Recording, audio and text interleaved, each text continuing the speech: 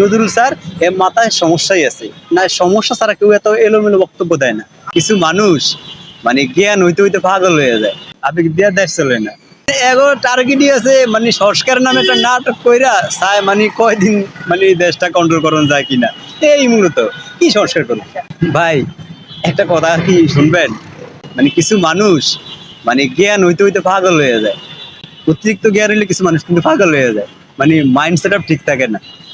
Asif Nazrul sir জ্ঞানী, সত্য কথা, ঠিক আছে, অনেক ভালো বোঝে, তাও সত্য, কিন্তু ওনার যে এলোমেলো বক্তব্য আসলে মাথায় সমস্যা আছে, এটা স্পষ্টই বোঝা যায়। উনি তো আমার একটা একটা কথা ওনার মনে আছে আমার, যে 26 লক্ষ ভারতীয় বাংলাদেশে চাকরি করে, ঠিক আছে। উনি বলছিল যে আচ্ছা 26 লক্ষ ভারতীয় যদি বাংলাদেশে চাকরি করে, উনি তো এখন উপদেষ্টা, বড় একটা পদে আছেন, ওই 26 লক্ষ ভারতীয় কই? তাইলে যদি ভারতে থাইকেই থাকে, তাহলে এদেরকে দেশ থেকে বাইর করেন না কেন? এই যে এলোমেলো গোছালো বক্তব্য এই ভদ্রলোকের, এই উপদেষ্টার মুখে কি মানায়? আমিও একটাই মনে করি, এই লোকটার মাথার সমস্যা আছে। নজরুল স্যার এর মাথায় সমস্যাই আছে, না সমস্যা ছাড়া কেউ এত এলোমেলো বক্তব্য দেয় না। আপনার ওই যে ইলিশ মাছ রপ্তানির বিষয়ে যে আসিফ নজরুল স্যার অনেক কথা বলছিলেন, যে বাংলাদেশের মানুষ আগে নিজেদের চাহিদা মিটাইব, পরে বাইরে রপ্তানি করবো, বিশেষ করে ভারতের সাথে রপ্তানি বন্ধ করবো, হ্যাঁ ইলিশ মাছ দেওয়াই যাইব না ভারতের, এই যে কথা বলছিলেন উনি। আচ্ছা বর্তমানে তো আওয়ামী লীগ সরকার নাই, উপদেষ্টারা দেশ চালায়। আচ্ছা এই উপদেষ্টা হওয়ার পরে কেন ভারতে ইলিশ মাছ দিল? হ্যাঁ, তার স্পষ্ট বোঝা যায় যে আসলে এতেরা ভারতের কাছে কোনো না কোনো ভাবে ঋণী। হয়তো আওয়ামী সরকার ঋণী, আওয়ামী সরকার ইলিশ মাছ দিচ্ছে, রপ্তানি করছে, এই সরকার দিব কেন? এই সরকার তো একদম টাটকা বিরোধিতা করছে এই মাছ দেওয়ার বিষয়ে, তাইলে তারপরে ইলিশ মাছ দিল কোন যুক্তিতে? আমি তো বুঝি না।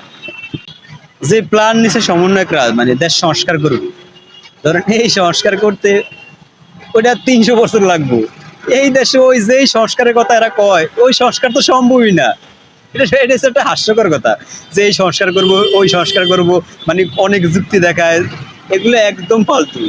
এটা হচ্ছে মূলত কি কইতারেন, এরা যুদ্ধ করছে, হ্যাঁ দেশ দেশ মুক্ত করছে, শেখ হাসিনারে সরাইছে, এরা চাই যে মূলত আমরা যখন ত্যাগ করছি আমরাই ভোগ করব, কিছুদিন ক্ষমতা থাকার মূলত এটা পায় তারা।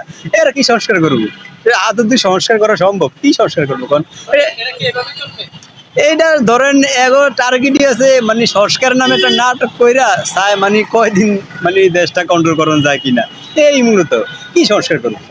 ভাই সমন্বয়ক যারা আছে এরা তো বড় বড় বিশ্ববিদ্যালয়ের ছাত্র, বাংলাদেশের সর্বোচ্চ বিশ্ববিদ্যালয়ের ছাত্র, একদম সত্য, হেরা অনেক ব্রিলিয়ান্ট, এটা সত্য। আমরা তো আপনার ওই ঢাকা ভার্সিটির গাছতলে বসার যোগ্য না, সমালোচনা সমালোচনা করি না, কথার প্রসঙ্গে একটা কথা, ওরা ব্রিলিয়ান্ট ঠিক আছে, কিন্তু সব বিষয় কি এক্সপার্ট? রাষ্ট্রের কিছু ব্যাপার স্যাপার আছে যেটা ওরা বোঝে না, আবেগী, অনেক বিষয় আবেগ আছে, ঠিক আছে। যেমন এই যে আপনার এই যে ভারত বিষণের কথা বলে না, হ্যাঁ, যে ভারতের মাছ দিব না, ওই সেই ইলিশ মাছ বন্ধ, আসলে কি সময় এই সরকার আসার পরে ভারতের ইলিশ মাছ দেয় না? দিছে। বাস্তবতা হয়েছে কি কইতারেন, যে ক্ষমতায় যাক ভারত, আমেরিকা, এইসব দেশ তারা চলাই সম্ভব না, ঠিক আছে। এই জন্য এই যে সাধারণ মানুষ, আমি আমার মতন থার্ড ক্লাস একটা লোক আবেগে কোনো কথা কইতামই পারি, ঠিক আছে, কিন্তু এরা তো বোঝে যে ভারত কি জিনিস, হ্যাঁ এরা চাইলে কি করতে পারে। এই যে আবেগ দিয়ে কিছু কথা আমরা সাধারণ মানুষ কই, হ্যাঁ আরো অঙ্গুলা ওগুলা। এই জন্য আমি এগো জ্ঞান আছে ঠিক আছে, কিন্তু সব বিষয় যে এরা বোঝে বা এক্সপার্ট, এইটা আমি মানি না। আপনি মানচিত্র বোঝেন তো, ভারত আর বাংলাদেশ অনেক তফাৎ। ভারত চাইলে আমগো অনেক ক্ষতি করতে পারবো। ধরেন আমি একদমই জানি যে ভারত আমগো বন্ধু না, শত্রু, কিন্তু স্লোগান দিয়ে ভারতের শত্রু বানাইলে কোনো লাভ হইব না। আপনি ভারতে নিয়মিত ওই সীমান্ত হত্যা করবো, করে লাশ ঝুলে ঝুলে রাখবো, মনে চাইলেই পানি ছাড়িয়ে দেবো আমরা লক্ষ্মীপুরবাসী, শেষ। হ্যাঁ, ভারতের সাথে আসলে বাড়াবাড়ি করিয়া কোনো লাভ নাই, লস ছাড়া, ঠিক আছে। কারণ পার্শ্ববর্তী দেশ, বড় দেশ, গাদ্দারি রাষ্ট্র, এই যারা বাড়াবাড়ি করে এরা মূলত বোঝে না, দেশের অভ্যন্তরীণ বিষয় বোঝে না, আবেগে ভরা, আবেগ দিয়ে কথা কয় তো, আসলে আবেগ দিয়ে দেশ চলে না, বুঝুন ভাই, আবেগ দিয়ে দেশ চলে না।